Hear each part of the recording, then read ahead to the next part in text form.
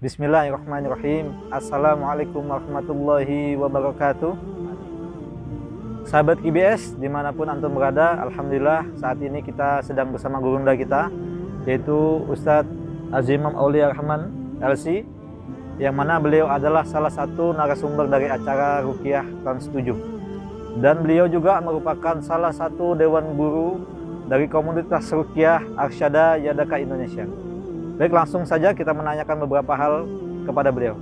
Assalamualaikum Ustaz. Alhamdulillah, Anda ingin menanyakan beberapa pertanyaan Ustaz. Yang pertama adalah, apa ciri-ciri pengobatan yang tidak sesuai dengan syariat Islam alias yang mengandung kesyirikan Ustaz? Subhanallah, menyikapi pertanyaan ini kita harus jeli dalam menjawabnya, juga dalam menyikapinya. Yang pertama, Rasulullah SAW pernah bersabda, tadawau, berobatlah kalian, fala tatadawau bil haram, dan janganlah kalian berobat dengan pengobatan yang di dalamnya ada unsur keharaman. Maka bagaimana pengobatan yang ada unsur keharaman di dalamnya? Nah, kita harus paham ada 3 poin yang diijma'kan oleh kesepakatan ulama. Yang pertama, ayyakuna bi kalamillahi ta'ala au bi asma'ihi wa sifatihi. Setiap bacaan-bacaan yang dilakukan oleh seseorang yang mengobati kita harus tidak keluar dari konteks Al-Quran atau syariat Islam. Bisa dengan Al-Quran, bisa dengan Asmaul Husna dan sifat-sifat Allah yang maha mulia. Jika jampi-jampi yang dia bacakan itu keluar daripada syariat Islam, maka hukumnya haram. Lalu yang kedua, ayyakuna bilisanil arabi. Hendaklah setiap bacaan doanya yang dipanjatkan di dalamnya mengandung bahasa Arab, terlebih yang dicontohkan Rasulullah SAW. Kalau tidak, bima yu'rafu ma'nahu min ghairi, menggunakan bahasa apapun dengan catatan di dalamnya tidak ada kesyirikan dan dapat dipahami maknanya oleh siapapun. Lalu syarat yang ketiga yang paling penting adalah an yu'taqada bi anna ruqyatu la tu'athiru bi dzatiha bal bi dzatillahi ta'ala.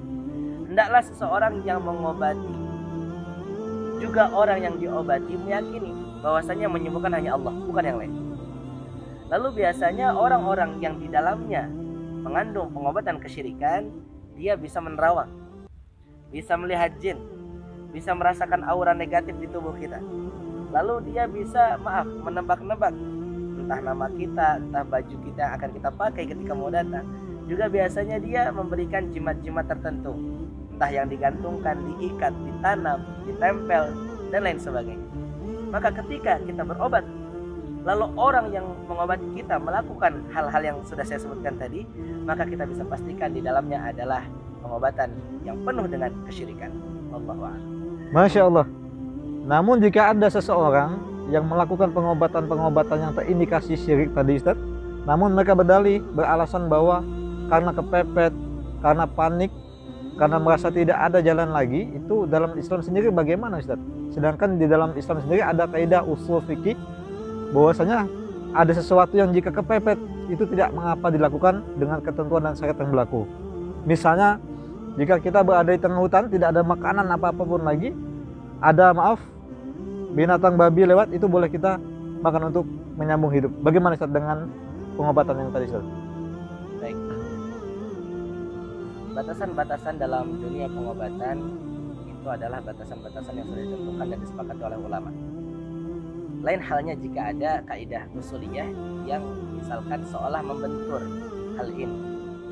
Nah, namun kaidah usuliyah ini yang antum maksud mungkin ad-daruratu tubihul mahdhurat, itu tidak berlaku kepada orang yang berobat dengan kesyirikan. Artinya lebih baik kita mati dalam keadaan sakit, maka insya Allah dosa-dosa kita digugurkan kalau kita ikhlas dan sabar menerima itu semua, daripada kita hidup dalam keadaan kesyirikan juga kekufuran kepada Allah Subhanahu wa Ta'ala. Maka harga mati. Dan sekarang insya Allah tidak ada istilah kepepet. Ya, di mana-mana pengobatan Islami, di mana-mana para asatid, para kiai habaib, para masyayikh, yang insya Allah doa-doa beliau itu mustajab. Nah, kita bisa datangi beliau, kita bisa bertawasul dengannya, minta bantuan daripada beliau-beliau. Maka insya Allah jika dilakukan sesuai tuntunan Nabi Muhammad SAW, kita akan disembuhkan oleh Allah jika Allah izinkan. Wallahu a'lam. Subhanallah. Lalu bagaimana Ustaz jika ada seseorang yang terlanjur melakukan kesyirikan tersebut? Cara mentaubatinya yang tepat itu bagaimana? Apakah cukup hanya ditinggalkan begitu saja, tidak dilakukan lagi, jimat-jimatnya dimusnahkan, lalu sudah Ustaz?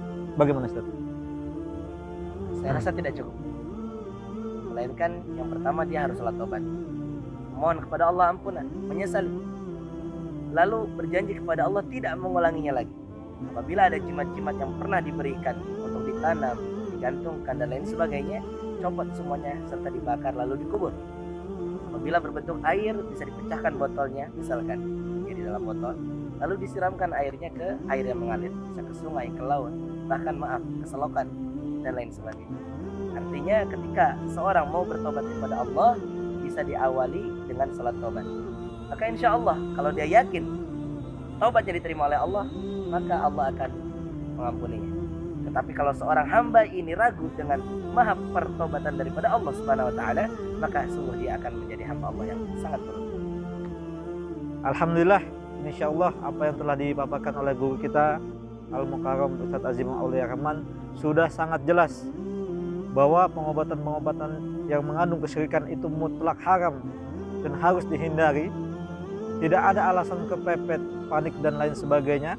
Karena di era modern saat ini banyak sekali pengobatan-pengobatan syar'i yang masih bisa ditempuh dengan doa-doa ataupun pengobatan medis. Semoga pemaparan yang singkat tadi menjadi ilmu, menjadi informasi yang bermanfaat bagi kita semua. Dan jangan lupa teman-teman bantu share informasi ini ke khalayak luas agar menjadi informasi dan pelajaran serta ilmu yang bermanfaat bagi kita semua. Akhirul kalam, assalamualaikum warahmatullahi wabarakatuh.